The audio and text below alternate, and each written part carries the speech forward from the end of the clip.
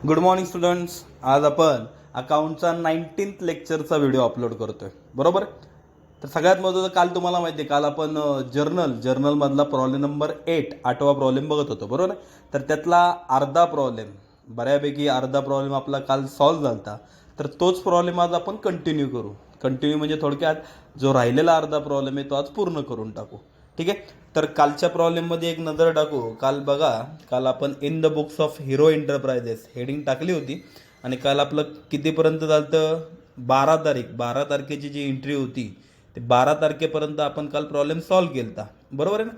तर आज आपण 12 तारखेच्या पुढून ज्या काय राहिलेल्या एंट्रीज आहेत त्या एंट्रीज आपण कंप्लीट करू. चला मग, 12 तारखेपर्यंत झालं तर म्हणल्यावर आता नेक्स्ट 12 तारखेच्या पुढची ट्रान्झॅक्शन म्हणजे थोडक्यात 15 तारखेपासून आज आपण प्रॉब्लेमला सुरुवात करू. ओके, चला. 15 तारखेला काय ट्रान्झॅक्शन दिली बघा बरं. पेड फॉर, पेड म्हणजे देऊन टाकलेत, भरून टाकलेत. काय काय पेड केलं? पेड फॉर रेंट ₹5,000, 5,000 रेंटचे पैसे, भाडं कुणाचं असेल ते देऊन टाकलं. अँड सॅलरी ₹8,000, 18,000 सॅलरी, कुणाचा तरी 18,000 पगार पण देऊन टाकला. म्हणजे दोन गोष्टी पेड केल्यात, एक म्हणजे रेंट अकाउंट, दुसरं म्हणजे सॅलरी अकाउंट, आणि तिसरं म्हणजे पेड केलं. हे सगळं पेड केलं म्हणजे थोडक्यात काय गेली? आपली कॅश गेली. म्हणजे 3 अकाउंट ओपन होतील. हे जे वाक्य आहे ह्या वाक्यामध्ये 3 अकाउंट ओपन होतील. सगळ्यात महत्त्वाचं, तुम्ही काय काय पेड केलं? रेंट अकाउंट आणि सॅलरी अकाउंट, बरोबर आहे ना. ते दोन नावं तर वाक्यातच दिलेली, रेंट अकाउंट, सॅलरी अकाउंट. आणि ह्या दोन्ही गोष्टी तुम्ही पेड केल्या म्हणजे थोडक्यात तुम्ही काय दिली? कॅश दिली. म्हणल्यावर cash account. Okay, rent account, salary account आणि कॅश अकाउंट. त्यातल्या त्यात आपण कॅशवर कॉन्सन्ट्रेट करू. आपण हे पेड केलं म्हणल्यावर कॅश आली का गेली? कॅश गेली म्हणल्यावर क्रेडिट वॉट गोज आउट, कॅशला क्रेडिट देताल. आणि कॅशला क्रेडिट आहे म्हणल्यावर ह्या दोघांना, रेंटला आणि सॅलरी दोघांना काय जाईल? डेबिट जाईल. का डेबिट जाईल? कारण रेंट अकाउंट आणि सॅलरी अकाउंट हे नॉमिनल आहे, बरोबर आहे ना. Debit all expenses and losses, credit all incomes and gains. आपण जर ह्या दोन्ही गोष्टी पेड केल्या तर ते आपले खर्च झाले. ते खर्च आहेत म्हणून डेबिट ऑल एक्सपेन्सेस, दोघांना डेबिट दिलं, ठीक आहे. चला मग एंट्री लिहून काढू. पेन उचला, पेन घ्या हातामध्ये. डेट काय होती बघा, किती तारीख होती? 15 तारीख. आता काल एक पेज झालंच आहे आपलं, त्यामुळं नवीन पेजवरच करू आपण. किंवा तुमचं नवीन पेज चालू असेल तुम्ही त्याच्याच खाली, तुमचं काल जिथपर्यंत आलं त्याच्याच पुढे कंटिन्यू करा. 15 तारीख. डेट टाकताल 15 तारीख. चला, एंट्री लिहिताल. कोणाकोणाला डेबिट? Rent account debit. त्याच्याच खाली लिहिताल सॅलरी अकाउंट डेबिट. दोघांना डेबिट जाईल. Rent account debit, salary account debit. का बरं दोघांना डेबिट जाईल? कारण ते दोन्ही आपले काय आहेत? एक्सपेन्सेस आहेत.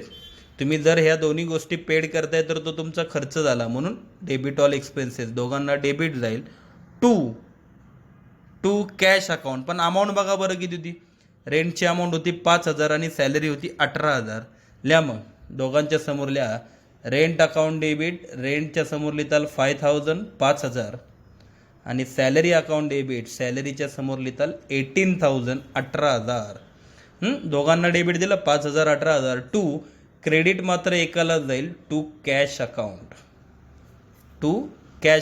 कॅशला क्रेडिट जाईल. का बरं कॅशला क्रेडिट जाईल? कारण ह्या दोन्ही गोष्टी तुम्ही पेड केल्या म्हणजे तुमची कॅश गेली. Credit what goes out. To cash account. किती देताल क्रेडिट? दोघांची टोटल करा. 18 आणि 5, 23,000, 23,000. To cash account 23,000. झालं. नॅरेशन. बिंग काय लिहिताल? नॅरेशन काय काय पेड केलं ते लिहून काढा वाक्यात. Being paid rent and salary. Being paid rent and salary, rent आणि सॅलरी दोन्ही गोष्टी पेड केल्या. झालं. 15 तारखेची आज म्हणजे आजची पहिली ट्रान्झॅक्शन तर सोपी होती, त्यात काय वेळ लागला नाही, ठीक आहे. झाली ट्रान्झॅक्शन कंप्लीट केली, अंडरलाईन मारताल. नेक्स्ट ट्रान्झॅक्शन बघू आता. 15 नंतर पुढची तारीख बघू, 17 तारीख. बघा बरं 17 तारखेला काय दिलं? एक मिनटं. काय होतं 17 तारखेचं वाक्य? काय होतं? Paid for. परत आता पेड शब्द आलाय. Paid for. काय पेड केले? प्रोप्रायटर्स हाऊस रेंट. अरे बापरे, तुम्ही म्हणता सर मगाशी पण रेंट भरलं 5,000, पण मगाचं रेंट आणि ह्या रेंटमध्ये फरक आहे. नीट वाचा, मी अंडरलाईन केले. Paid for proprietor. आता तुम्ही म्हणता सर प्रोप्रायटर म्हणजे ओनर, मालक. तुम्हाला लिहायचं असेल तर तिथं लिहून ठेवा. प्रोप्रायटर म्हणजे ओनर, मालक. हां, मग काय अर्थ झाला त्याचा? प्रोप्रायटर्स हाऊस रेंट म्हणजे जो आपल्या बिझनेसचा मालक आहे ना, त्या मालकाच्या घराचं भाडं पेड केलं आहे. किती? ₹12,000. 12,000 रुपये. ऑफिसचं भाडं नाही, मालकाच्या घराचं भाडं इथनं बिझनेसमधनं पेड केले 12,000 रुपये. मग जेव्हा बिझनेसमधली कॅश मालक स्वतःसाठी किंवा स्वतःच्या पर्सनल यूजसाठी स्वतःचा खर्च आहे म्हणल्यावर स्वतः पेड करायला पाहिजे. पण मालकाने काय केलं आहे? स्वतःच्या घराचं भाडं आहे, मात्र पेड कशातनं केलं आहे? बिझनेसमधनं पेड केलं आहे. मग स्वतःसाठी किंवा स्वतःच्या घरच्यांसाठी जर तुम्ही बिझनेसमधले पैसे वापरत असाल तर एक नवीन अकाउंट तयार होतं. सांगितलेलं मी अगोदर. कुठला account? Drawings account. Drawings account, rent account नाही. मगाशी म्हणताल सर मगाशी रेंट अकाउंट शब्द आला तर तुम्ही रेंट अकाउंट तयार केलं. हो, पण ते रेंट बिझनेसचं होतं, ऑफिसचं होतं. हे रेंट कुणाचं आहे? प्रोप्रायटर्स हाऊस रेंट, मालकाच्या स्वतःच्या घराचं भाडं. मग बाबा तू मालक आहेस, तुझा खर्च आहे, तुझा खर्च तू बघ. पण मालकाने स्वतःचा खर्च जर बिझनेसमधनं पेड केला तर त्याला ड्रॉइंग्स म्हणतात, मराठीमध्ये त्याला उचल म्हणतात. बरोबर आहे? मग एक नवीन अकाउंट तयार येईल, ड्रॉइंग्स अकाउंट. आणि दुसरं महत्त्वाची गोष्ट, पेड शब्द आला आहे ना, मग हे शेवटी ते भाडं असून दे किंवा घराचं भाडं असून दे, पेड केलं म्हणल्यावर कॅश अकाउंट. कॅशला काय देताल? मगासारखंच कॅशला क्रेडिट देताल. का बरं क्रेडिट देताल? कारण पेड केलं म्हणल्यावर कॅश गेली, म्हणून कॅशला क्रेडिट देताल. आणि कॅशला क्रेडिट म्हणल्यावर ड्रॉइंगला काय जाईल? डेबिट जाईल. म्हणजे एंट्री काय होईल? Drawings account debit to cash account. चला डेट टाका. डेट किती टाकाल? 17 तारीख. या पेन उचला, पहिली डेट टाका 17 तारीख. एंट्री काय लिहिताल? Drawings account debit. Drawings account debit to cash account. Drawings account debit to cash account. Rent शब्द आला असला तरी रेंट अकाउंट ओपन होणार नाही. Drawings account debit to cash account. Amount टाकताल 12,000, 12,000, 12,000. आणि नॅरेशन लिहिताल बिंग पेड. काय पेड केलं? Proprietor's house rent. मालकाच्या घराचं भाडं बिझनेसमधनं पेड केले, त्याला ड्रॉइंग्स म्हणतात. ठीक आहे, चला अंडरलाईन करताल. 17 तारखेची ट्रान्झॅक्शन कंप्लीट झाली. नक्की कळलंय? ठीक आहे. 15 पण सोपी होती, 17 पण सोपी होती. कालच्यापेक्षा आजच्या ट्रान्झॅक्शन थोड्याशा पटापट झाल्यात, लवकर झाल्यात. नेक्स्ट ट्रान्झॅक्शन 17 नंतर पुढची ट्रान्झॅक्शन बघू आता. 20 तारीख. चला बघा, मग 20 तारखेला काय दिलंय? एक मिनिट. 20 तारखेची ट्रान्झॅक्शन काय? Sold half of the goods purchase. Sold म्हणजे काय माहिती तुम्हाला? सोल्ड म्हणजे विकलाय माल. पण कुठला माल विकलाय? Half of the goods purchase on 9 April. अरे 9 तारखेला बघा, 9 तारखेला जो माल परचेस केलता ना, म्हणजे त्याच्याच वर बघा का मी इथं बाण काढलाय. 9 तारीख दिसते ना, सर्कल केला मी. 9 तारखेला आपण परचेस गुड्स फॉर कॅश कितीचा माल परचेस केलता हो? 2 लाखाचा. बरोबर आहे ना? मग ते काय म्हणतात, ते तो जो 2 लाखाचा माल परचेस केलता ना 9 तारखेला, त्या 2 लाखामधले sold half of the goods purchase on 9 April at 28% profit and 28% GST. की त्या 2 लाखामधला हाफ ऑफ द गुड्स, 2 लाखाच्या हाफ किती होतील हो? बरोबर आहे, 1 लाख. 1 लाखाचा माल काय केला? विकलाय 20 तारखेला. पण कसा विकला? 1 मिनटं. कसा विकला? ॲट 20% प्रॉफिट, 20% प्रॉफिटने विकला. अँड 28% GST पण विकला. आता सगळ्यात महत्त्वाचं, पहिल्यांदाच आलंय, प्रॉफिट पण आलाय आणि GST आलाय. नीट लक्ष द्या. सगळ्यात महत्त्वाचं सोल्ड आहे. सोल्ड गुड्स, वस्तू विकल्या म्हणल्यावर कुठला अकाउंट? Cells account. आणि काय बोललेत का पुढं? नाव बिव कुणाचं दिले का? काय बोलले नाही म्हणजे ह्याचा अर्थ कॅशवर विकला असेल, कॅश अकाउंट. चला एवढं तर फिक्स आहे, एवढं तर कळलं बाबा, सोल्ड अकाउंट आणि कॅश अकाउंट, बरोबर ना. त्यातलं कॅशला काय जाईल, डेबिट जाईल. का बरं डेबिट जाईल, कारण माल विकला म्हणल्यावर पैसे आले ना, म्हणल्यावर डेबिट वॉट कम्स इन, कॅशला डेबिट जाईल. आणि सेल्सला काय जाईल, सेल्सला क्रेडिट जाईल. पण विकताना GST पण आला आहे, मग GST पण होता, वाचला आपण त्यामध्ये 28% GST पण आहे. मग GST म्हणल्यावर 28%, आपण 14% काढू. म्हणल्यावर ते दोन अकाउंट पण येतील आपले. GST म्हणल्यावर दोन अकाउंट कुठले, CGST आणि SGST. म्हणजे 3 जणांना क्रेडिट जाईल, कॅश अकाउंट डेबिट, पण क्रेडिट मात्र तिघांना, sales account, CGST account, SGST account. चला डेबिट क्रेडिट तर ओळखलं. आता मेन गोंधळ तो कुठला आहे, तर अमाऊंट कशी काढायची. तर नीट बघा, सगळ्यात पहिल्यांदा त्यांनी 20 तारखेला वाक्यामध्ये काय सांगितलं की सोल्ड द गुड्स, माल विकला आहे, पण कुठला, परचेस ऑन 9 एप्रिल, की जो माल 9 तारखेला परचेस केला. म्हणजे सरळ 2 लाख सांगितलं असतं तर कळलं असतं आपल्याला, पण आपल्याला त्यांनी जरा फिरून सांगितले, व 9 तारखेला जो माल परचेस केला. मग वर बघितलं आपण 9 तारखेला कितीचा माल परचेस केला, 2 लाख, 2 लाख. त्याच्या हाफ, 2 लाखच्या हाफ किती होतील, 1 लाख, म्हणजे 1 लाखाचा माल विकला. पण विकताना साहजिक आहे, आपण 1 लाखाला परचेस केला, मग आपण पण समोरच्याला 1 लाखाला विकणार का, नाही ना. स्वतःचा फायदा, स्वतःचा प्रॉफिट बघणार ना. मग दिलं होतं त्यामध्ये त्यांनी 20% प्रॉफिट, 20% प्रॉफिट घेऊन विकला. म्हणजे 1 लाखावर जर 20% काढले, तोंडी काढू आपण, 10% कसे काढतो, 1 0 दाखला, 10,000 येतील. मग 20% डबल केले, 20,000 येतील, बरोबर आहे ना. म्हणजे 1 लाखाचा माल होता, गुड्स होते 1 लाखाचे, त्याच्यामध्ये ॲड 20% प्रॉफिट. म्हणजे आपण 1 लाखाला घेतलेला तो, पण विकताना त्याच्यावर 20% प्रॉफिट काढला, म्हणजे कितीला विकला, 1,20,000, 1,20,000ला माल विकला. आता विकताना प्लस स्वतःचा प्रॉफिट तर काढला, अँड 28% GST, 1,20,000वर परत काय घेतला, ज्याला कोणाला विकला असेल त्याच्याकडनं GST पण घेणार ना आपण. मग काढा GST. 28% कशाला काढताय, हाफ करा ना, 14% काढू ना. मग 1 लाखावर, 1,20,000वर 14% जर काढले, बरोबर ना, इंटू 14/100, 0 0 0 0 कॅन्सल होतील. काय काय शिल्लक राहिलं, 1200 गुणिले 14, 1,200 इंटू 14. दोघांचा मल्टिप्लाय जर केला, 0 0 आहे तसे, 14 दुने 28, अच्छेले 2, 14 1 14 2 16, 16,800 हा आला CGST.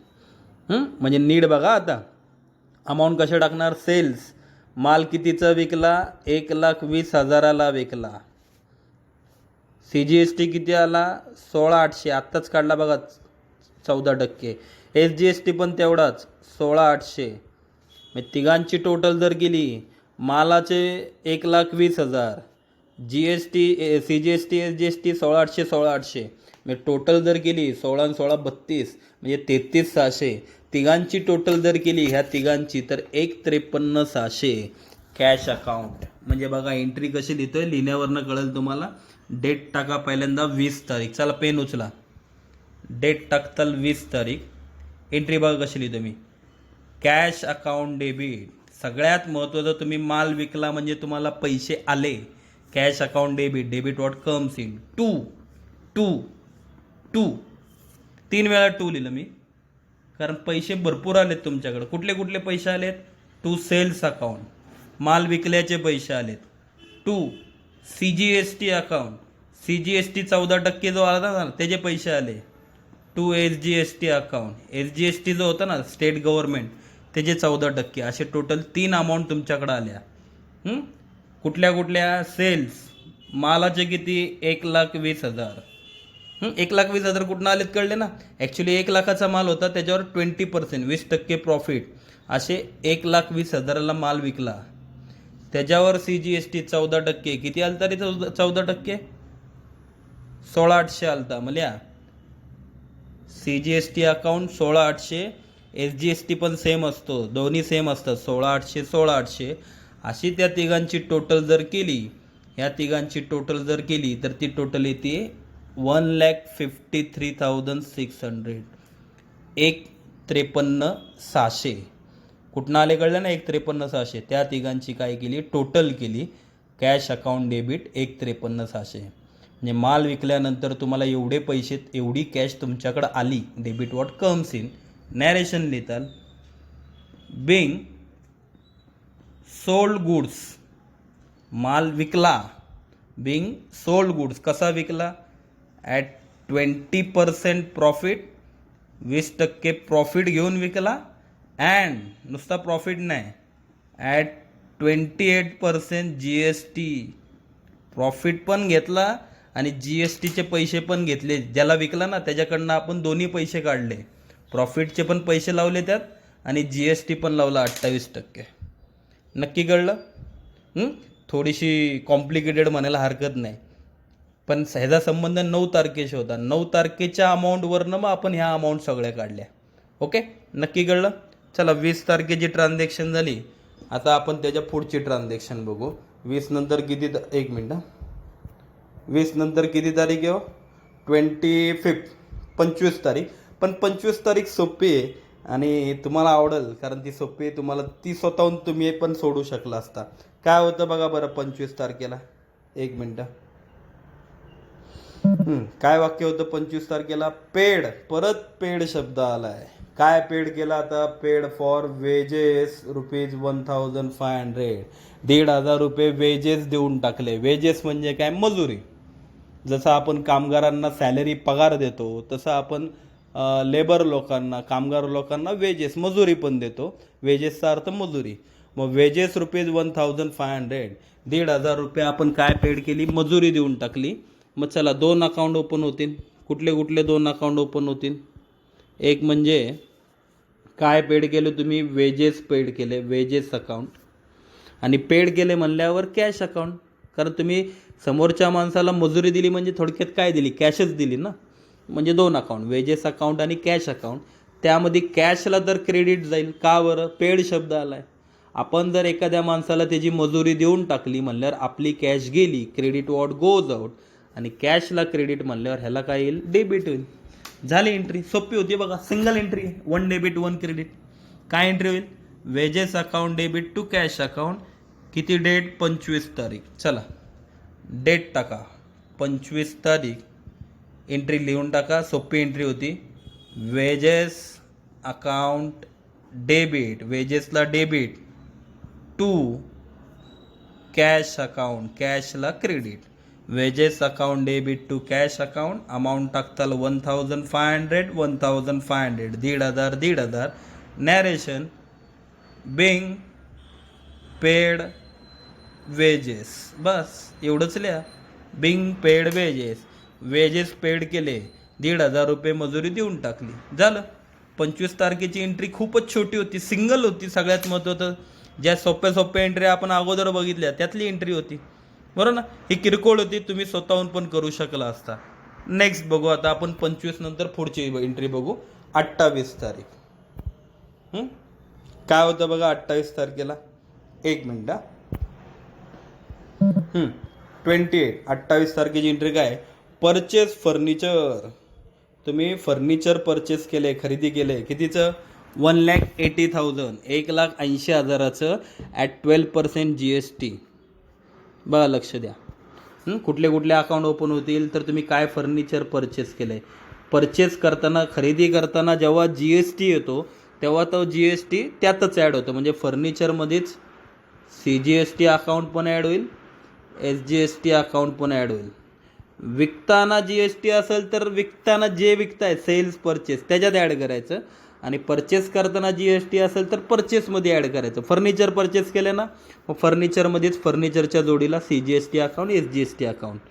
आणि कसे दिलेत पैसे? दिले का पुढं वाक्य? Purchase furniture ₹1,80,000 at 12% GST and amount, जी काय अमाऊंट असेल ना आता GST ॲड वगैरे करून, ती सगळी amount paid by RTGS. NEFT. काल बघा वरच्याच बघा 9 तारखेला वर बघा मी सर्कल केलं, NEFT आलं, आज RTGS आले. ही शब्द, हे नावं जेव्हा येतील NEFT, RTGS, ह्याचा अर्थ हे पैसे कुठनं पेड केलेत? बँकेतनं पेड केलेत. नावं लक्षात ठेवताल नाही? म्हणजे ह्याचा अर्थ कुठला अकाउंट? Bank account. 4 अकाउंट तयार होतील, फर्निचर, CGST, SGST आणि बँक अकाउंट. चला मग आता सगळ्यात महत्त्वाचं डेबिट क्रेडिट कोण आहे डिसाईड करू. आता फर्निचर सोपं आहे बघा. तुम्ही मला सांगा फर्निचर काय होतं, वाक्य काय होतं बघा परत एकदा. 28 तारखेचं वाक्य काय होतं, परचेस फर्निचर. फर्निचर जर परचेस केले, फर्निचर जर खरेदी केले म्हणल्यावर फर्निचर आपल्याकडं आलं का गेलं. बरोबर आहे, फर्निचर खरेदी केलं म्हणल्यावर आपल्याकडं आलं म्हणजे फर्निचरला डेबिट जाईल. आणि फर्निचरला डेबिट म्हणजे ह्या दोघांना पण डेबिट जाईल. CGST account debit, SGST account debit. आणि ह्यांना डेबिट गेलं म्हणल्यावर राहिलं कोण, बँक. बँकला आता मात्र क्रेडिट जाईल. ओके, चला मग एंट्री करू. पण एंट्री करायच्या अगोदर एक काम करू, अमाऊंट पण काढून घेऊ ना. किती टक्के GST होता, फर्निचर कितीचं होतं, 1,80,000. 1,80,000चं फर्निचर होतं, बरोबर आहे ना. 1,80,000चं फर्निचर होतं आणि त्याच्यावर 12% म्हणजे आपण हाफ करू, 6%च काढू. चला, 1,80,000 वर 6%, 6%, 6 100, 0 कॅन्सल होतील. काय काय शिल्लक राहिले, 1,800 × 6, 1800 × 6. दोघांचा मल्टिप्लाय जर केला 18 × 6, 10,800. बरोबर आहे, 10,800 CGST आला. चला मग एक काम करू, एंट्री करून टाकू. आता CGST पण काढला ना, एंट्री बघा परत एकदा, नजर टाका. तिघांना डेबिट आहे. 28 तारीख, चला पेन उचला. 28 तारीख पहिली एंट्री लिहून काढू. काय एंट्री झाली, furniture account debit. Furniture purchase केलं म्हणजे फर्निचर आपल्याकडं आलं, debit what comes in. Purchase करताना जर GST भरला असेल तर त्याच्याच जोडीला परचेसमध्ये त्यांना पण ॲड करायचं, म्हणून 2 डेबिट अजून वाढतील. CGST अकाउंट डेबिट आणि त्याच्याच खाली SGST अकाउंट डेबिट. म्हणजे 3 पैसे तुम्हाला भरावे लागणार आहे. फर्निचर खरेदी करताय म्हणल्यावर फर्निचरचे पैसे द्यावे लागणार, CGSTचे पैसे द्यावे लागणार आणि SGSTचे पैसे द्यावे लागणार. 2 क्रेडिट एकालाच होतं, 2 बँक अकाउंट. का, कारण हे सगळे पैसे तुम्ही NEFT RTGSनी पेड केलेत, म्हणजे बँकेतनं पेड केलेत. देणार कोण आहे पैसे, बँक. क्रेडिट द गिवर टू बँक अकाउंट. ठीक आहे, आता अमाऊंट टाका. अमाऊंट कशी टाकताल, फर्निचर कितीचं होतं, 1,80,000. 1,80,000चं फर्निचर होतं. SGST आत्ताच आपण SGST काढलं ना, 6%. किती आलता बघा, 10,800 आलता, बरोबर आहे ना. मग CGST अकाउंट 10,800, 10,800. CGST तेवढाच आहे म्हणल्यावर SGST पण तेवढाच येईल, 10,800.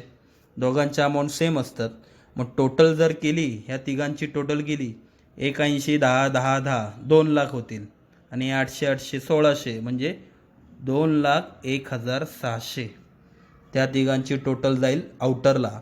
बँकेच्या समोर लिहिताल टू बँक अकाउंट 2,01,600.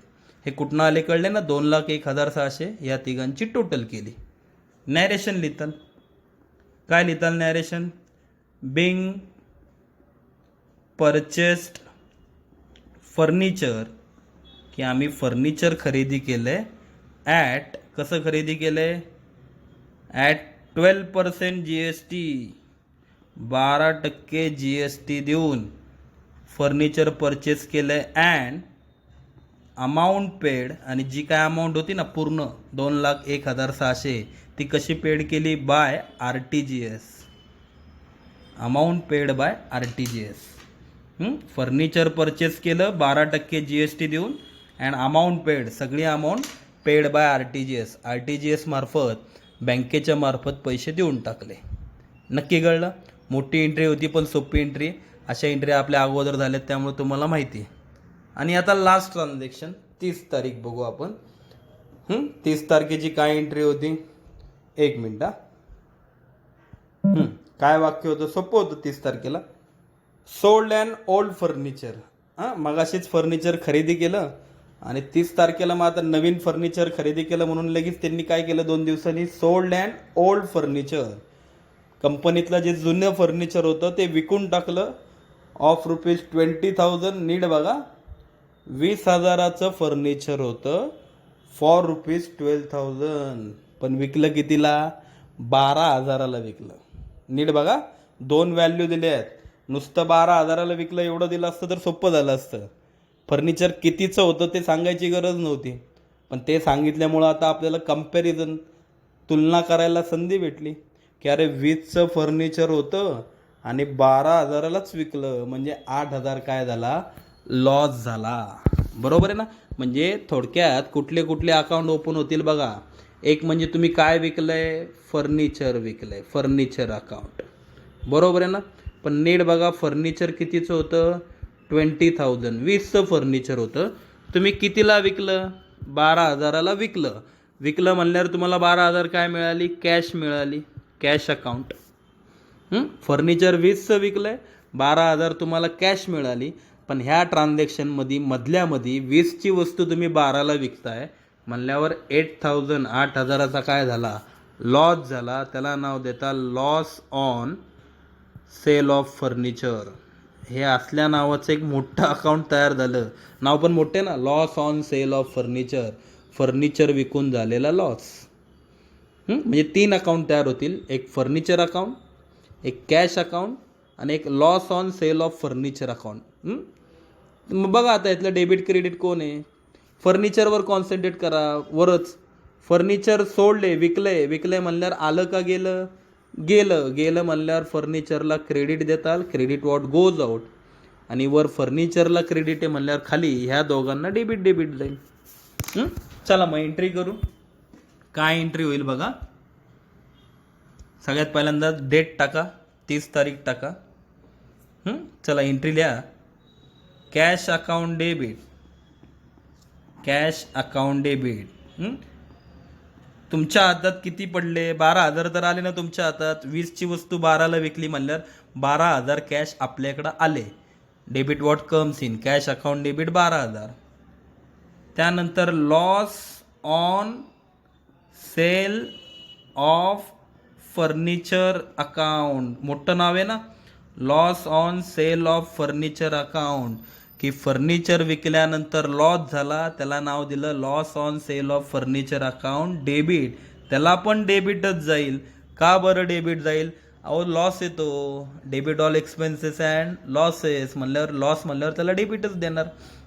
12,000 कॅश आली म्हणून डेबिट, 8,000 लॉस झाला त्यामुळं त्याला डेबिट. टू क्रेडिट मात्र एकालाच जाईल, टू फर्निचर अकाउंट.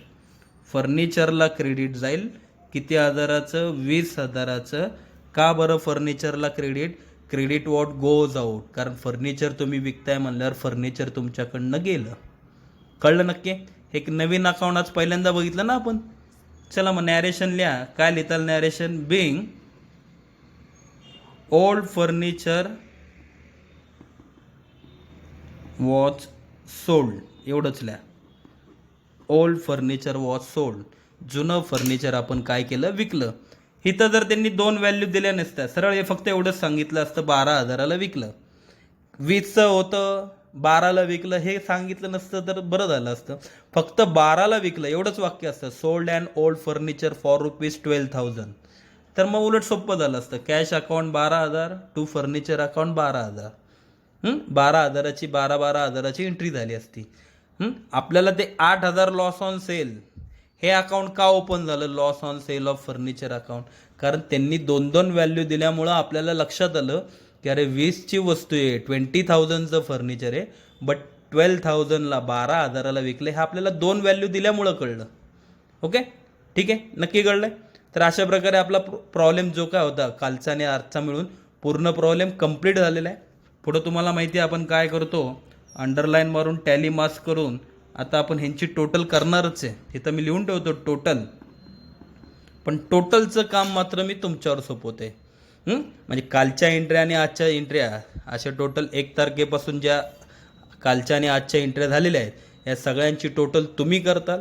आणि टोटल केल्यानंतर जे काय स्क्रीनशॉट आहे ते मला तुम्ही टोटल करून स्क्रीनशॉट पर्सनली व्हॉट्सअपवर सेंड करा. तेवढंच तुमचा होमवर्क असेल. ओके, ठीक आहे, बाय. उद्या पण आपला ह्याचा लेक्चरचा व्हिडिओ मी सेंड करेलच. Okay, bye.